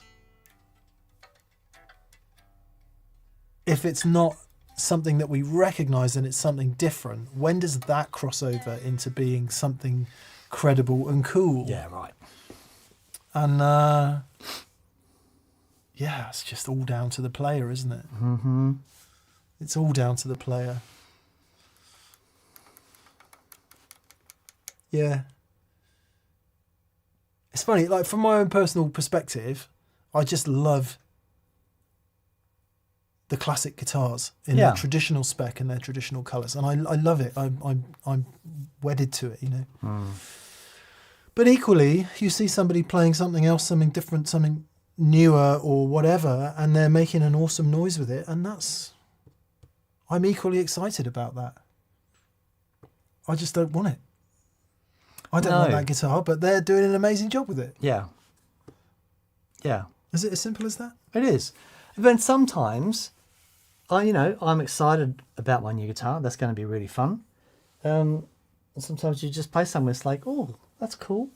Like we've had Novos through and it's been like, they're amazing guitars. And but it's the same. It's a lot of the reason that we love these things because these are the sounds, these guitars made sounds that changed our lives. And we have a deep connection with that thing, Yeah. Yep. Yeah. Music Works. Music Works says, is there a piece of equipment, guitar, amp or pedal that never worked for you until one day you flipped 180 degrees on it? And if so, what changed?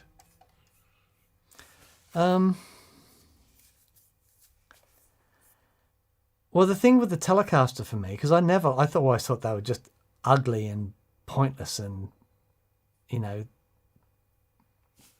thought the pickups were just outrageous.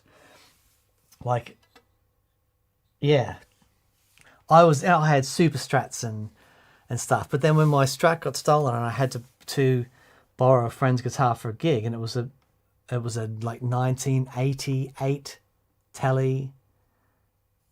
And it just was amazing. But what I did notice about it that was incredible was that because had no wanger on it, I had no vibrato. I had it just, and I thought, wow, if I can't make this sound good, what am I even doing? And so I sort of, at that point, I just went, right, I'm just going to play Telecasters now for the longest time until I can make a semblance of a noise on it. And that's what I did. But it's nothing rocks like the back pickup on a Telecaster. Nothing. There's something so cutting and fat and beautiful about the bridge pickup on a telly. It's all the yin and yangs, isn't it? All the yin and yangs, It's baby. fat and thin. Fat and thin. It's got all of it. Yeah. I don't know what the other ones are, but it is a nice heady mixture of all of the above. Yeah. So have I flipped on anything? Probably many things, but I guess the most surprising would be Les Paul. Oh, yeah. And because I had some 80s Les Paul, I had two 80s Les Pauls. And because I didn't know anything about it, I bought it because I wanted a Les Paul and it looked cool and that seemed like the right thing to do. And I was only 17 or whatever I was. We were gigging a lot, a huge amount. So, you know, turn up to that next night's gig, just play the Les Paul, plug it into my rig. I was like, whoa, what the hell's going on here? Just didn't get it at all. And it just sounded, it just wasn't anything at all, and I didn't get it. And it wasn't until I got to Guitarist magazine and I actually got to play some different types of Les Paul, and I realised how varied they were with stuff that I didn't then understand until many years later, stuff like 50s wiring and blah blah blah blah blah. And then when I toyed with getting one again because I love the sound of them, and I like the sound of other people playing them, and I love the look of them. Toyed with getting one, and then my friend Neville Martin, who was the editor of Guitarist when I started working on it. He walked into World Guitars one day and said, "What's the best guitar in the shop?" Which is the question he always asks when he goes into a guitar shop. And they said this, and it had been sat there for yonks. No one had bought it, and he bought it. And eventually ended up selling it to me. And That's now, an amazing guitar. well, I don't know, last couple of gigs I've done, I've played this or my 345 more than my Strat. And it's just an astonishing guitar. So I literally flipped 180 on Les Pauls going, I don't get this. And now I'm like, this is just a killer guitar. And I can do all the things on it that I want to do. So what I struggled with Les Pauls, because I didn't understand that they had ceramic magnet pickups and they had the wrong pots and the wrong wiring, that when I turned the controls down, nothing happened. It's like, what the hell's going on here? But on this guitar, I can go like right down to 2.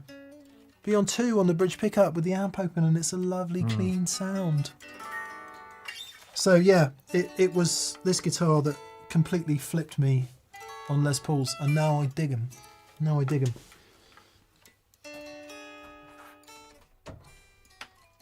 And it's gold. Simon V, how are you, buddy? 2 questions from you. He says, number 1, Mick, how's the bathroom? Is it all sorted? We had to duck out of VCQ quickly because I had to go and meet a plumber who's going to quote me on my bathroom, which he has yet to do. So I'm hoping that has. Thank you for the reminder. I'll chase him again tomorrow. Busy. Yeah. I often say if I had my time again, I'd do something like plumbing. Yeah, plumbing is fun. It's Until you get that customer with that toilet. And I bet there's a lot of them. Oh yeah. I have only Grandpa's old house. D&M, do you chaps own a hygrometer to check the humidity in TPS towers, the gig rig, or at home? How many in the chat have one? I always count on mine. Much love from Simon. So I've got at gig rig, we've got 2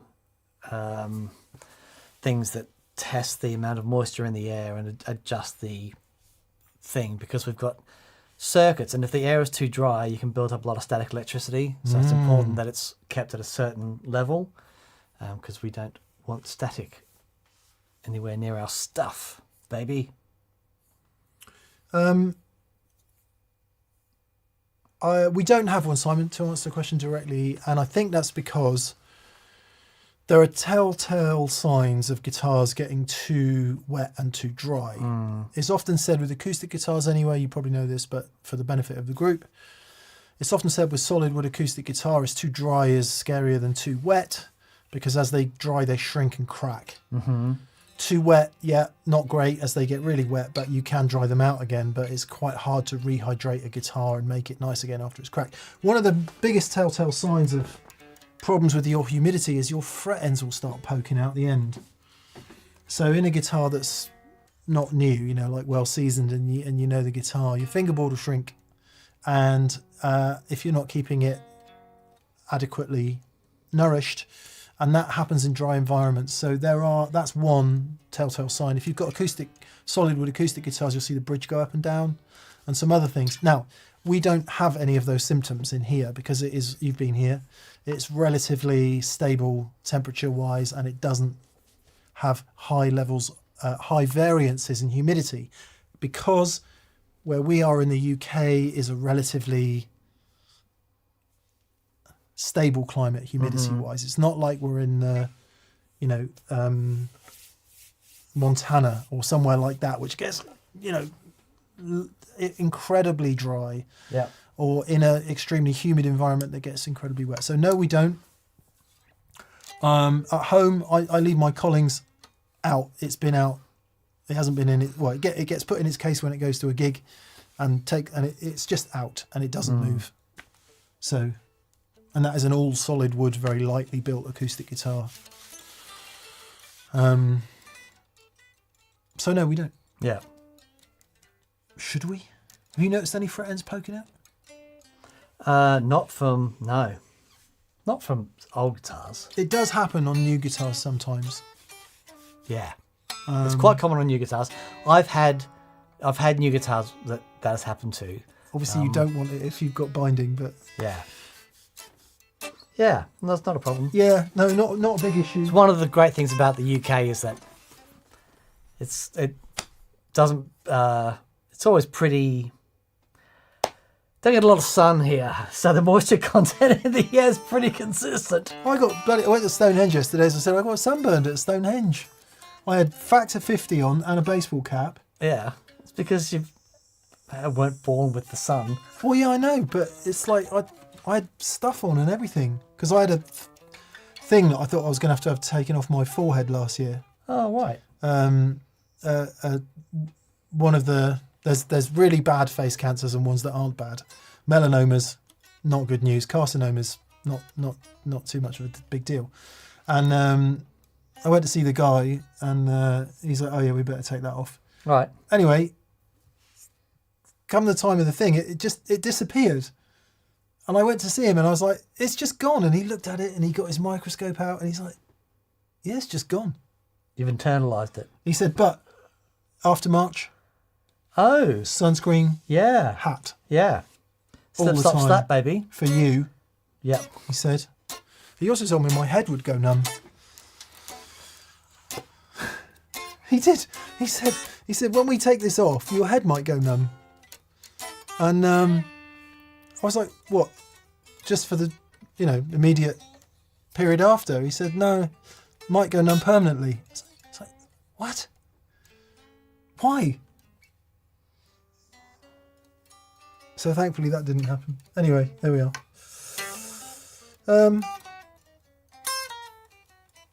Sorry, I'm noodling. That's unusual for you, Dan. I know. Todd Roy says, "I have had a few fret sprouts recently." Try, Todd, just nourishing your fingerboard.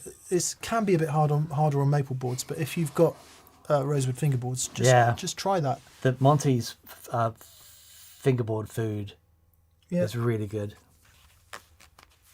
Yeah. Simon says, "My humidity dropped from 52% to 31% because I had the windows open due to dry weather." Yeah.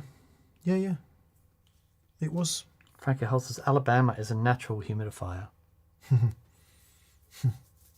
Paul Matulovic, not sure if you'd be up for it, but you might be interested in doing a show featuring some abnormal pickups, such as staples, Charlie Christians, foils and such. Seems like it might be fun.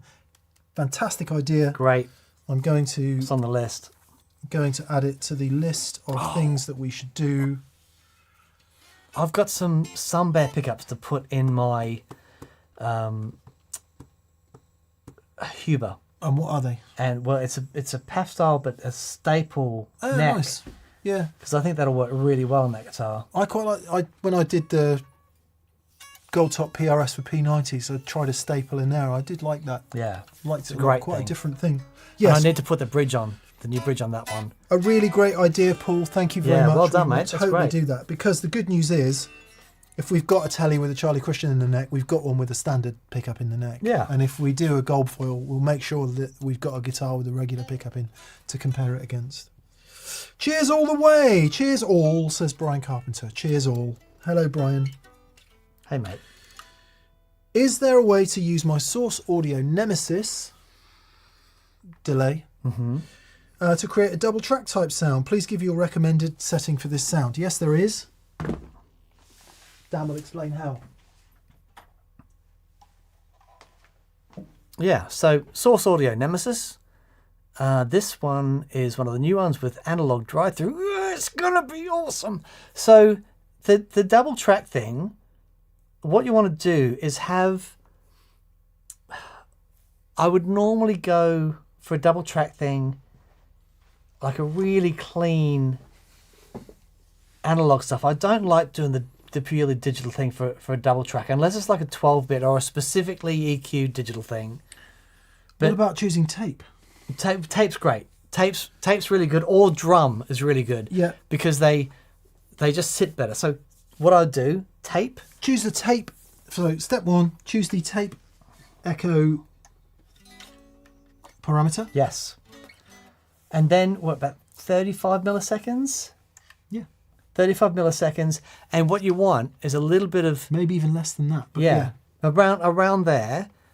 And the great thing about it, if tape's done well, which the Source Audio tape has done extremely well, it has a natural wow and flutter, which is the modulation. But the beautiful thing about it is it's has a bit more modulation random. knob. Yeah, it's a bit more random than straight, sine wave.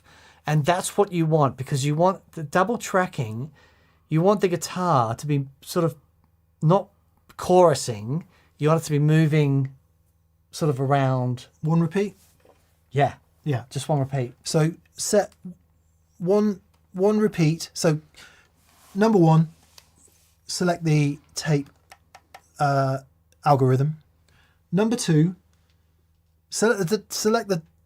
make the delay time quite long so you can hear it. So somewhere in the middle, so it'll go but. Set the feedback so you've only got one repeat. So it goes but, one repeat instead of but. One repeat. And then turn the modulation knob up so you've got some modulation. But you might not hear it because it's only one repeat. And then slowly, and then turn the time all the way to 0. Yeah. And then up from there, and that will give you your... But you'll probably find that the time knob ends up somewhere like this.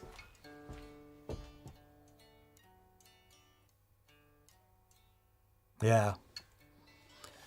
Yeah. One repeat, bit of modulation, shortest delay time you can discern. Yes. Now, it might end up sounding like chorus, but It's if you can separate them. I know we bang on about the wet dry thing, but the double track stuff. it's got two outputs. Yeah, it's just great. Yeah. There you go.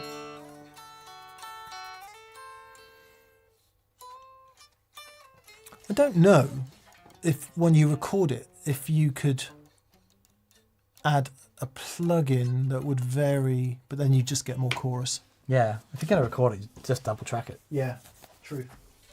I think that's the best way to do it with the Nemesis. Obviously, there are other products that are specifically designed for double tracking, but that would work great. Mm-hmm. Good. Hope that helps, Brian.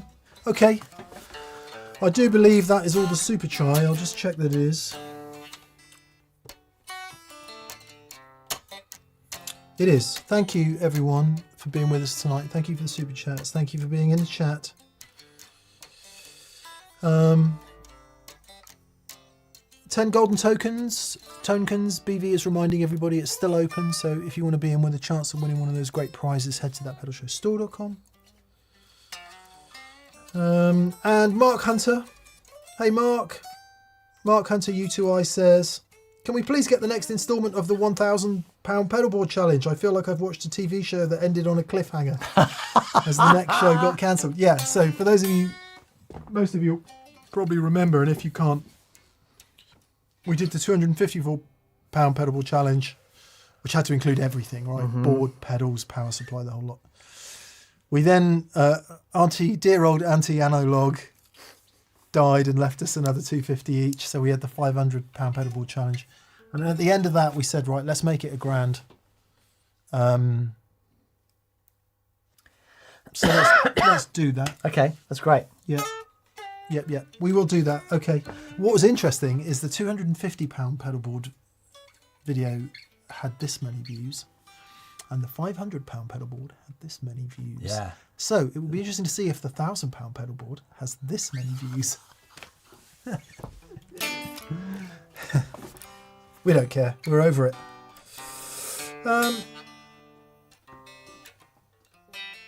Good. Finally then, Jeff Carlin says, do you ever use compression and overdrive on the same board? How do you configure it? I've had a Cali 76 for years, but I've also recently acquired a Wampler Paisley drive. Watch a show in a few weeks' time where you can hear this cabinet and a compressor and an overdrive on the same board.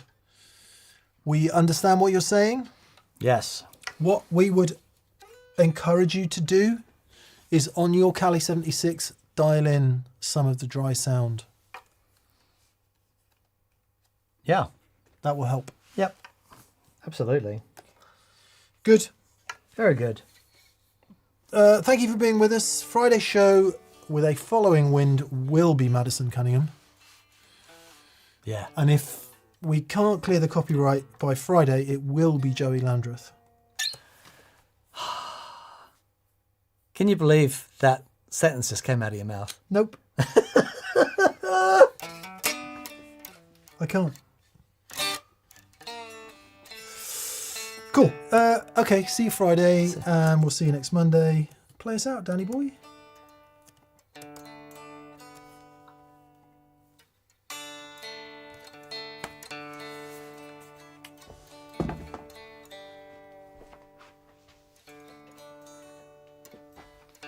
This is that Chinese folk song you always talk about? Tuning. Guys, tuning. Don't think that was xenophobic, was it? I know, we're still rolling. No. No. What you need is Cabasa.